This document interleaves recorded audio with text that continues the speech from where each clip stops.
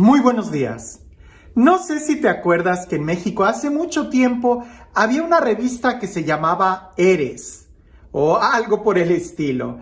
El caso es de que recuerdo que había un eslogan en esa revista que decía ¿eres o te haces? Y era una revista prácticamente para jóvenes que hablaba de la moda y cosas por el estilo. Andaba muy de moda. Cuando yo estaba en la secundaria, y de eso ya hace mucho tiempo, pero ya era una revista a colores. Y recuerdo que en una ocasión había un test en esa revista que prácticamente decía algo así como, ¿eres de los que les gusta ser líder o de los que les gusta que los estén empujando? Y había muchas preguntas que, por ejemplo, cuando vas en el supermercado, ¿estás empujando el carrito o tú eres el que lo está jalando? Y cosas por el estilo, para que al fin y al cabo, una revista de adolescentes te dijera algunos tips de cómo mejorar tu vida y ser un líder en lugar de ser de los acarreados. Cuando leía este evangelio me acordé de aquel entonces, de aquel test, porque en esa época, cuando esa revista había llegado a mis manos, que la traían ahí mis compañeros, pues era la época en donde yo estaba totalmente metido en la iglesia, en donde yo quería aprender más y más. Y recuerdo que cuando leía ese test, que estaba muy comentado entre mis compañeros, yo me preguntaba, ¿hubiera algún test psicológico o más bien un test espiritual que nos pudiera decir cómo estamos en la vida espiritual? Si somos de los que estamos al frente o si somos de los que estamos atrás. Si somos de los que estamos abiertos, escuchando la dirección para guiar, o si somos de los que preferimos que mejor nos guíen y nos lleven y nos digan qué hacer. Sería interesante saber si hubiera algún test que nos ayudara a discernir espiritualmente cómo estamos. Pues bien, te lo digo, cuando leí este evangelio me acordé de aquel entonces, porque creo que aquí está la respuesta. Si leemos atentamente este evangelio, vamos a poder descubrir mucho en qué parte de nuestra vida espiritual estamos. Si somos de los que estamos adelante guiando o si somos de los que estamos siendo empujados. Y creo que cualquiera que sea tu pensamiento, te va a sorprender el escucharlo. Porque las características no son si estamos al frente o si estamos atrás. Recuerda que las matemáticas de Dios no son como nuestras matemáticas. Escuchemos el evangelio. Dice así. En aquel tiempo, Jesús propuso a sus discípulos este ejemplo. ¿Puede acaso un ciego guiar a otro ciego? ¿No caerán los dos en un hoyo? El discípulo no es superior a su maestro, pero cuando termine su aprendizaje, será como su maestro. ¿Por qué ves la paja en el ojo de tu hermano y no la viga que llevas en el tuyo? ¿Cómo te atreves a decir a tu hermano, déjame quitarte la paja que llevas en el ojo, si no adviertes la viga que llevas en el tuyo? ¡Hipócrita! Saca primero la viga que llevas en tu ojo y entonces podrás ver para sacar la paja del ojo de tu hermano. Si nosotros leemos atentamente este texto, vamos a descubrir cuáles son las características de alguien que es capaz de guiar a otro. Y te vas a sorprender, pero si lo leemos detenidamente, resulta que la característica de aquel que puede guiar a otro es que precisamente se deja guiar primero. Jesús aparentemente le está hablando a algunos que se creen líderes y Jesús les dice, líder, ¿cómo puedes guiar a otros si tú estás ciego? Primero déjate guiar, primero déjate corregir, primero tienes que vivir como discípulo antes de pretender ser maestro. Si nosotros hacemos las preguntas, ¿eres de los que empujas o de los que te empujan, de los que guías o de los que te dejan guiar o de los que te están guiando? ¿Estás caminando o estás estancado? Usualmente en la vida material es fácil que nosotros podamos distinguir esto. ¿Soy líder? Soy líder cuando empiezo a estar al frente de proyectos. Pero en la vida espiritual no es así.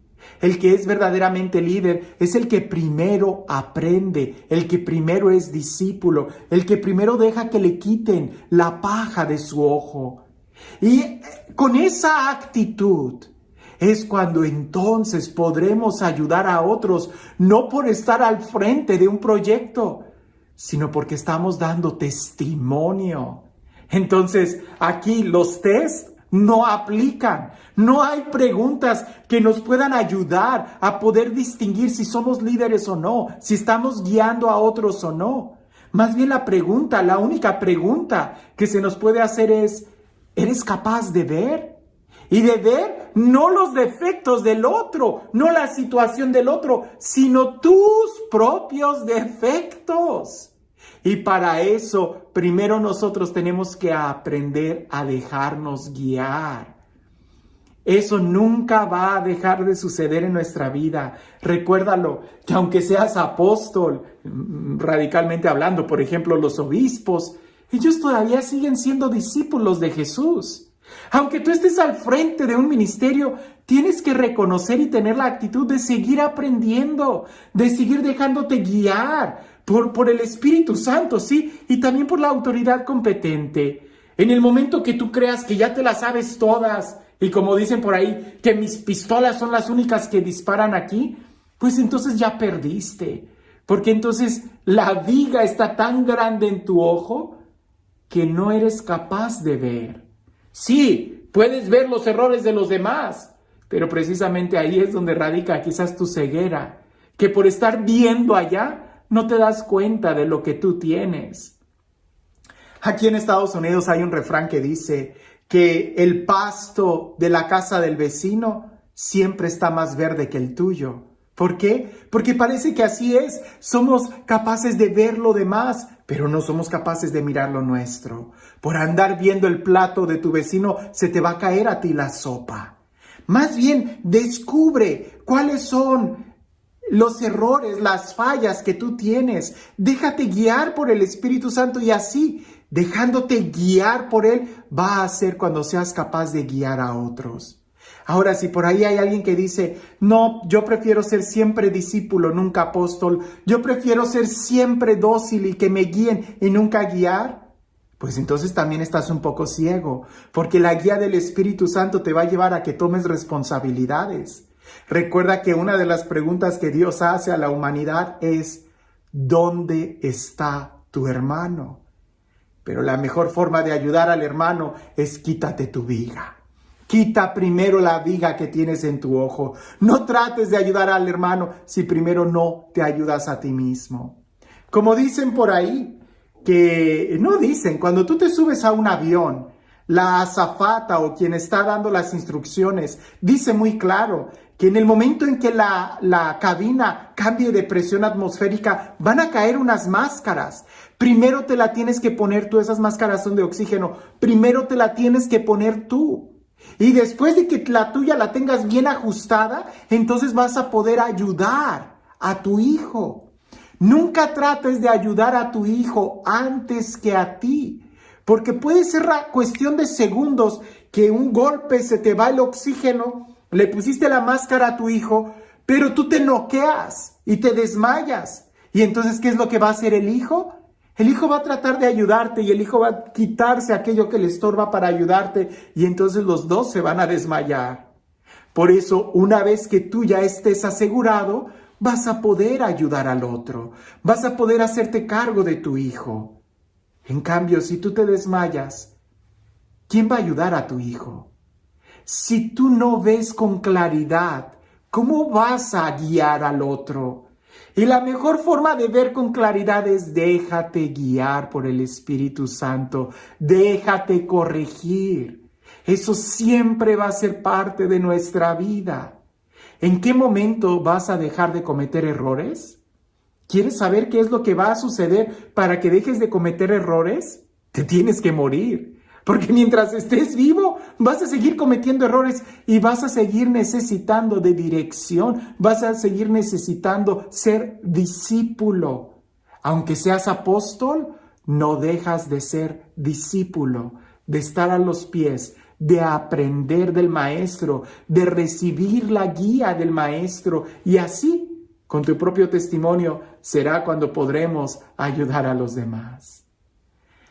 Y este Dios, el Dios del amor, el Dios de la vida, el Dios de la paz, el Dios de la libertad, el Dios del perdón, de la misericordia, el Dios que nos guía, el Dios que nos da su Santo Espíritu para poder ver, que sea Él quien el día de hoy nos bendiga, en el nombre del Padre, del Hijo y del Espíritu Santo.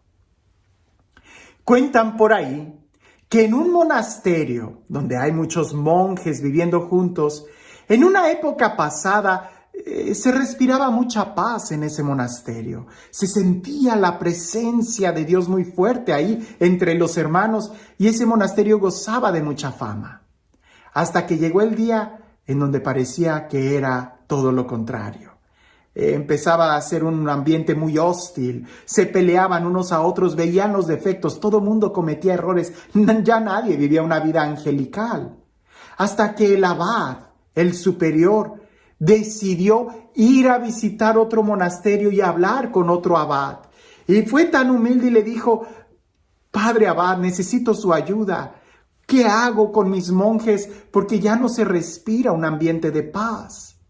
Y aquel abad le dijo: diles que entre ellos está el Mesías disfrazado. Y aquel abad le dijo: pero ¿cómo es eso? ¿Quién es el Mesías? ¿Cómo va a estar disfrazado? Y el abad lo paró con la mano y le dijo: ya no hay más. Y aquel hombre se fue. Cuando el abad regresa a su monasterio, juntó a todos los monjes y les dijo: entre nosotros se encuentra el Mesías, pero está disfrazado y parece que su disfraz incluye algunos defectos.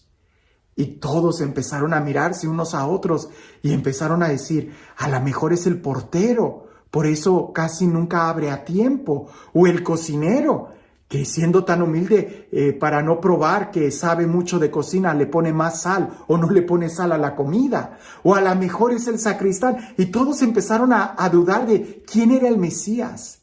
Y en lugar de ver los defectos, empezaron a ver las virtudes.